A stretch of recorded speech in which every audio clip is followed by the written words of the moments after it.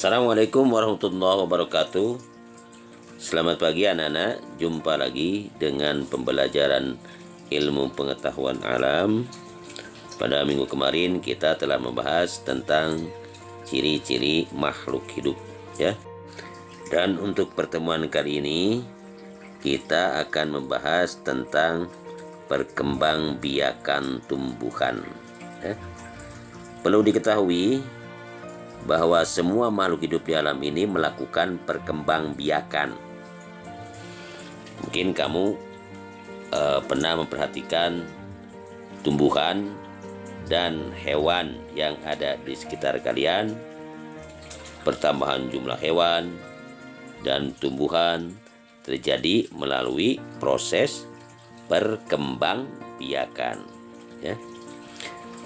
Berkembang biak adalah bentuknya individu baru yang sama jenisnya dengan individu yang menghasilkannya.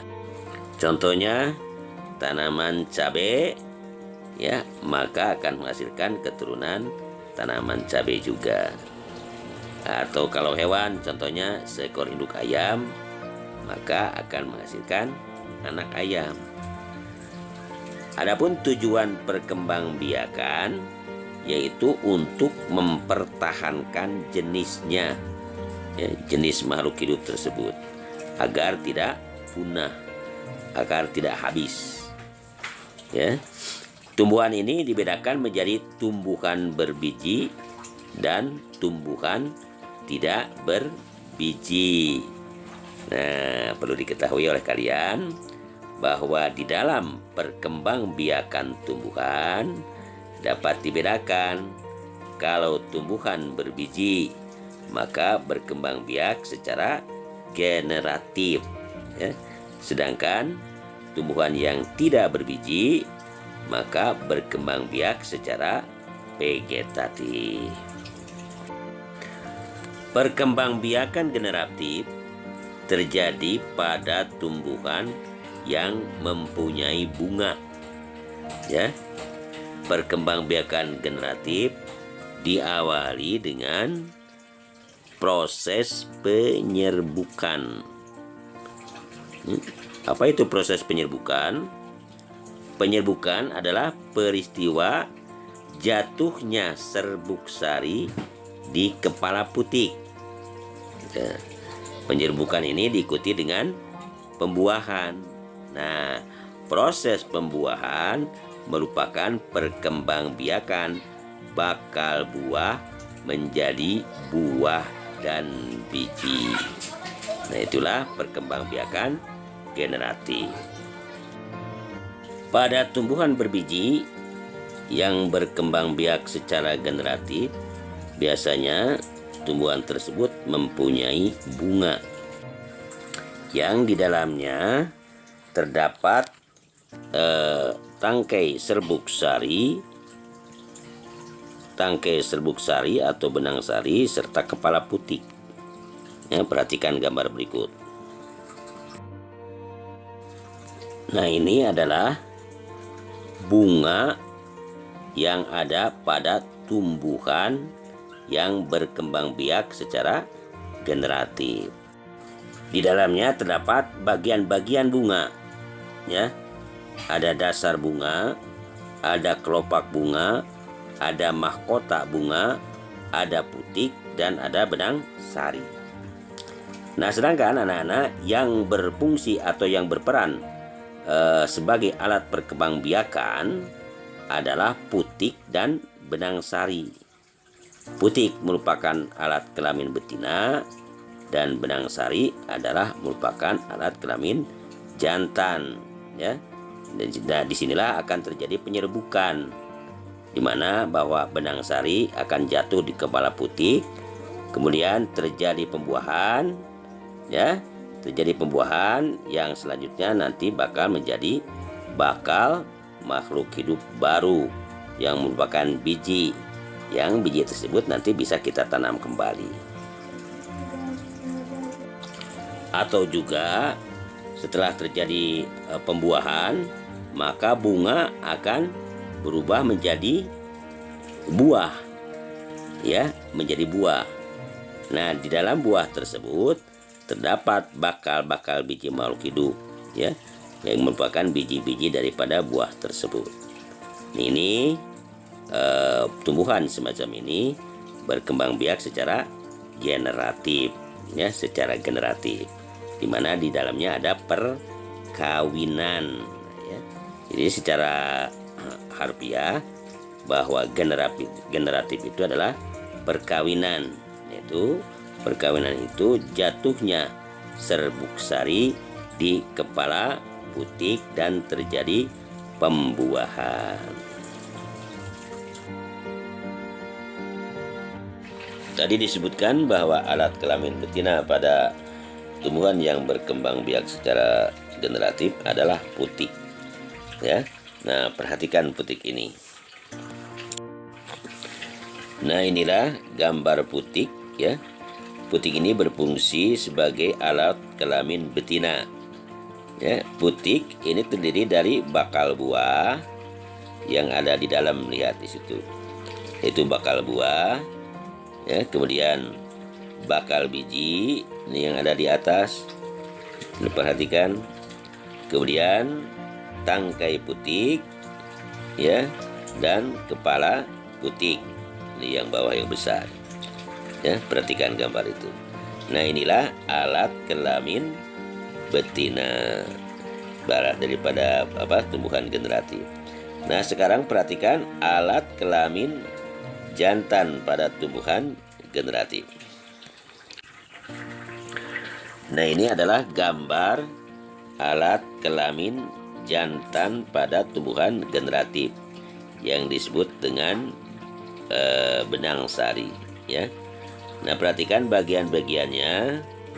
Yang paling atas itu, lihat, perhatikan yang kecil itu kepala sari, ya, dan yang bawahnya itu tangkai sari.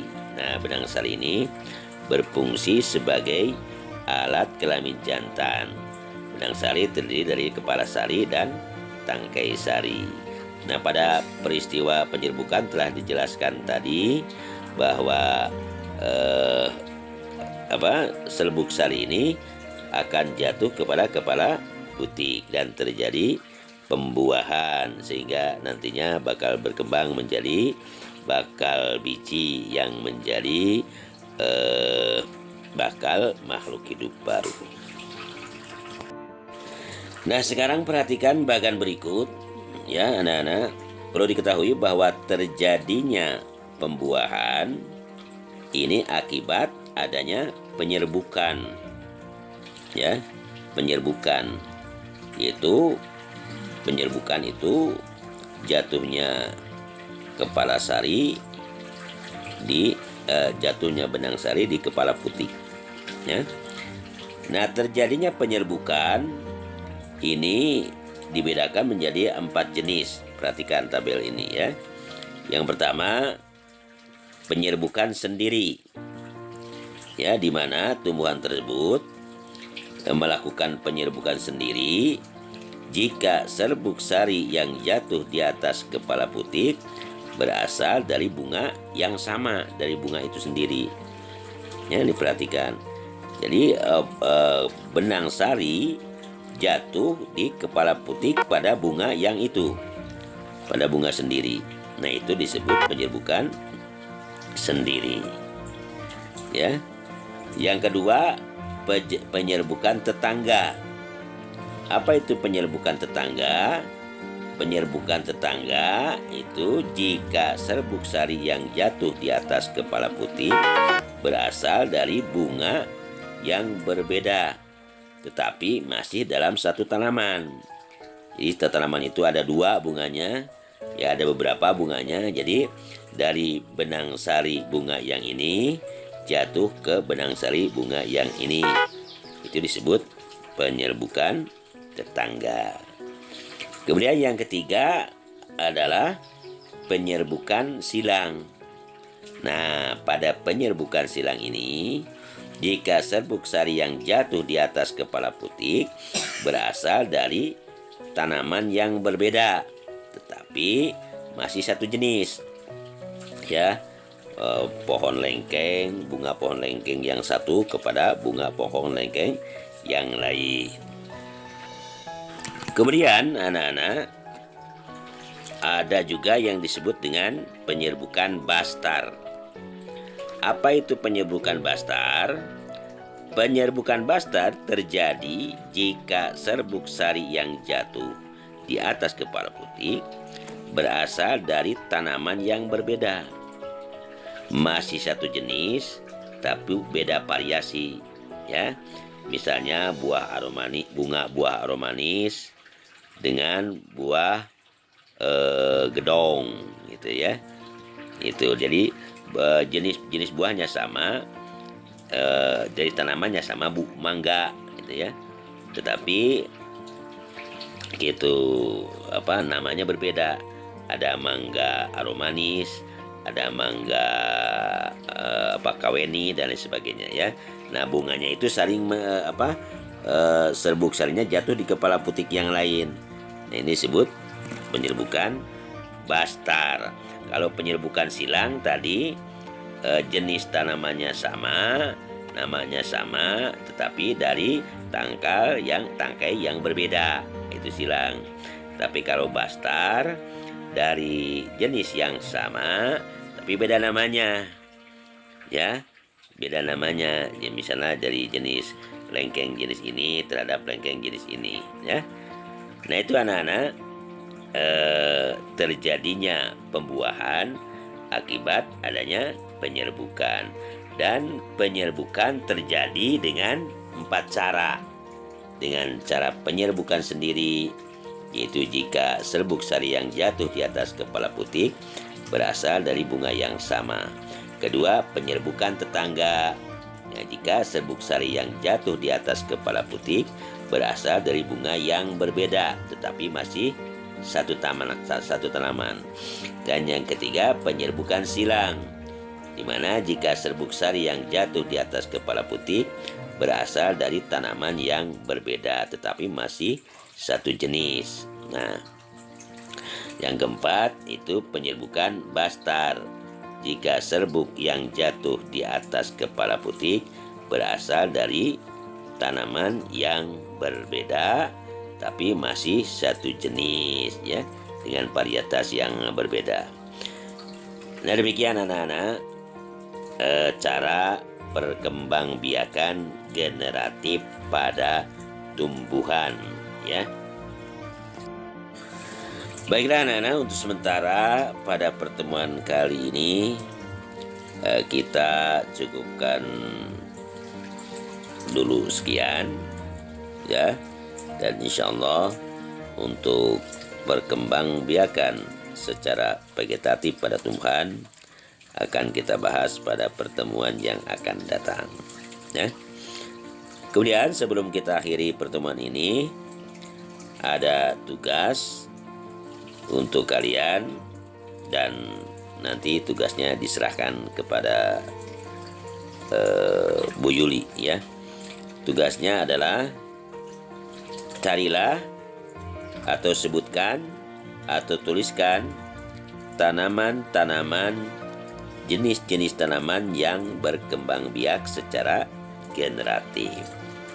Sekali lagi, cari dan tuliskan jenis-jenis dan nama-nama tanaman yang berkembang biak secara generatif sebanyak-banyaknya, ya.